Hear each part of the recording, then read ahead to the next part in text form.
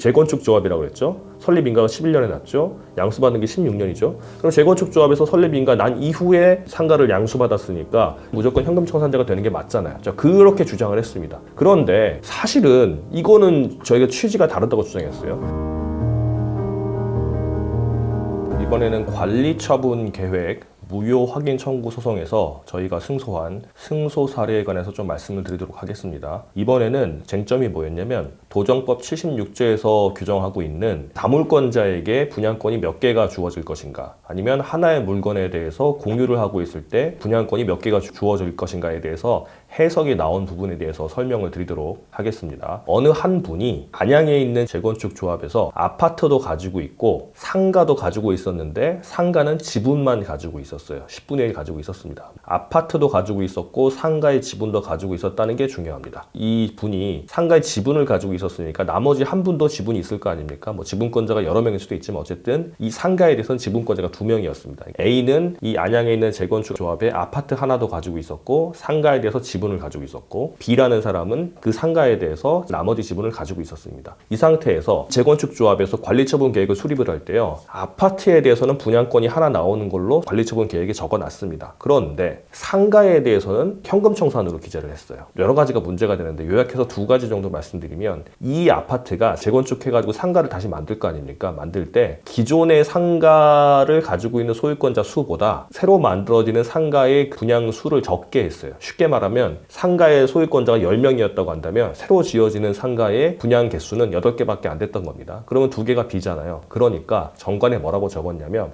일정 기준이 되면은 상가를 분양받을 수 있는 요건이 된 사람도 아파트 분양을 신청할 수 있다, 이렇게 된 겁니다. 이제 그런 정관이 있었어요. 자, 이거는 뭐 전혀 불법도 아니고 가능한 겁니다. 그랬는데 뭐가 문제가 됐냐면, A라는 사람으로부터 양수받은 사람이 새로운 재건축 아파트의 분양권을 받은 거는 아무 문제 없었어요. 그런데 저희 의뢰인은 상가의 지분 2개 합쳐가지고 그걸 양수받은 사람이 저희 의뢰인이었습니다. 아까 A와 B가 상가의 지분을 가지고 있다 그랬잖아요. 근데 그 상가를 이제 뭐 D라는 사람이 이제 양수를 받았다고 쳐봐요. 이분이 저희 의뢰인인데, 이분은 이 조합의 정관에 의해서, 자, 나는 상가를 가지고 있고 이 상가를 가지고 있으면 아파트 분양 신청도 할 수 있으니까 내가 분양권을 받을 수 있겠지 라고 했는데, 이 조합에서는 관리처분 계획상 D라는 사람은 상가 분양 받을 수도 없고 아파트 분양 받을 수도 없고 그냥 현금 청산자다, 이렇게 기재를 한 겁니다. 여기에 문제를 제기를 한 거예요. 그러면 이게 이런 사실관계인데 조합이 왜 이렇게 했는지를 보셔야 되는데, 조합은 도시및 주거환경정비법 도정법 76조 보면은 한 사람이 또는 한 세대가 2개 이상 아파트나 뭐 토지나 주택을 가지고 있는 경우에는 하나만 분양권을 받을 수 있고, 세대가 다른 사람이 하나를 공유하고 있을 때는 하나를 분양받는다, 이런 조항이 있어요. 이제 이거에 기해 가지고 A는 아파트도 가지고 있고 상가 지분도 가지고 있으니까 다물권자다, 여러 개를 가지고 있으니까 분양권이 하나만 나오는 거다. 그런데 이 A로부터 아파트를 양수받은 C는 이미 아파트를 이제 분양받지 않았냐? 그러면은 다물권자에게는 하나만 분양권이 인정된다고 했으니까 C가 하나 받았으니까 상가를 양수받은 D는 안 되는 거 아니냐, 이렇게 한 겁니다. 자, 이거 보면 좀 이상하긴 하죠. 그런 논리에 따르면은 상가를 양수받은 D도 분양권이 있을 수도 있잖아요. 그러니까 D한테 아파트 분양권을 주고 C한테 안 줘도 되는 거 아닙니까?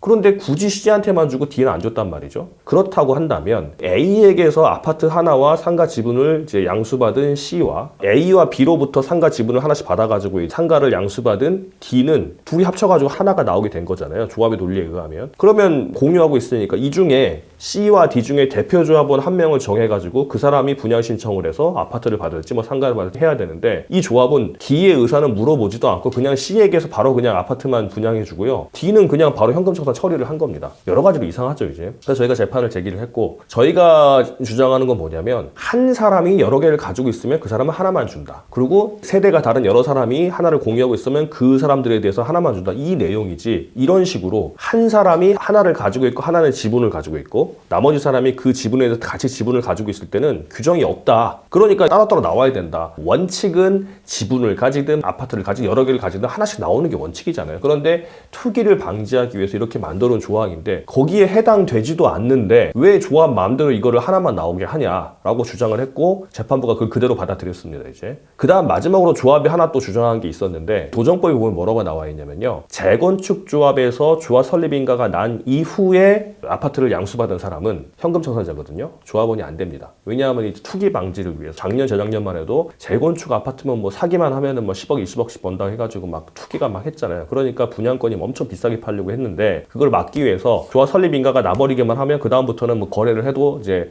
그 현금 청산자가 돼버리면 누가 사겠습니까? 안 살 거 아니에요. 투기가 좀 이제 방지가 되기 때문에 그런 조항이 있었어요. 그래서 조합이 말을 하기를 이 D라는 사람은 조합 설립 인가가 11년인가가 났는데 이 D가 A와 B로부터 지분을 하나씩 사가지고 이제 양수받은 건 16년인가 그렇습니다. 재건축 조합이라고 그랬죠. 설립 인가가 11년에 났죠. 양수받은 게 16년이죠. 그럼 재건축 조합에서 설립 인가 난 이후에 상가를 양수받았으니까 이 D는 무조건 현금 청산자가 되는 게 맞잖아요. 자, 그렇게 주장을 했습니다. 그런데 사실은 이거는 저희가 취지가 다르다고 주장했어요. 이 재건축 조합에서 조합 설립 인가 난 후에 양수했을 때 현금 청산자가 되는 거는 투기 방지를 위한 목적이고 지분 쪼개기 해가지고 막 늘어나는 거나 조합원 수가 늘어나는 걸 방지하기 위한 입법 목적이 있는데 이건 아니지 않냐. 왜냐면 A와 B는 원래 가만히 있었으면 하나씩 분양권 받았어요. A는 아파트 하나 있었으니까 받았고 B는요 상가 지분이 있었으니까 그것도 상가에도 하나 나왔었습니다. 원래 하나씩 나오는 건데 지금 조합의 논리에 의하면 원래 2개 나올 분양권이 C에 대해서만 아파트 입주권이 나오는 거니까 하나로 줄어들게 되는 거예요. 늘지도 않고 오히려 줄게 되는 겁니다. 근거도 없이. 이거는 이제 입법 목적과 배치되지 않냐. D에게 아파트 입주권을 인정하더라도 분양권을 인정한다고 하더라도 원래 2개짜리 분양권이 여전히 2개가 되는 거니까 조합원 수가 늘어나거나 지분 쪼개기가 되는 것도 아니라고 주장을 했고 그것도 저희가 받아들여지게 됐습니다. 그래서 이 재판부가 인정하기를 저희가 이제 원래 관리처분계획 인가 취소 소송은 여러 번 이제 영상을 찍었지만 인가나고 90일 내로 해야지만 취소 청구 소송이 되고 아니면 제소 기간이 지나기 때문에 무효 확인 청구 소송만 되거든요. 근데 무효 확인 청구 소송도 되긴 되지만 입증 정도가 더 강해요. 그 위법성이 중대하고 and 명백해야 되기 때문에 가능하면 취소 청구 소송할 수 있는 90일 내로 하는데 이건 이미 90일이 지난 상태에서 저희 오셨기 때문에 무효 확인 청구 소송을 제기를 했고요. 재판부가 보기에 중대하고 명백하기까지 인정을 했습니다. 그래서 취소도 아니고 무효가 인정이 돼버렸어요. 의뢰인은 다 이기게 됐고 확정이 돼가지고요. 조합에서 이제 입주권을 주기로 하게 됐습니다. 들으시면서 이제 관심 있는 분들도 좀 복잡하실 거고 심지어 이 실무를 하시는 변호사님들도 이제 이거를 잘 많이 안 해보시면 이해가 안 되실 수도 있을 텐데 자, 이 쟁점이 되는 게 뭐냐면 도시정비법 76조의 해석에 관한 게 문제가 됐었습니다. 그래서 아파트도 가지고 있고 상가 지분을 가지고 있는 사람이 한 명이 있고 그 상가에 대해서 나머지 지분을 가지고 있는 사람이 있을 때 그 아파트와 상가 지분을 가진 사람부터 양수받은 사람과 상가 지분을 다 나머지 양수받은 사람은 각각 분양권을 받을 수 있다라고 이해하시면 될 것 같습니다. 제가 방금 말씀드린 그 결론 정도만 이해하시면은 내 권리를 찾는 데 크게 도움이 될 거고 이런 유사한 문제가 있으신 분들은 전문 변호사 도움 받으시면 되겠습니다.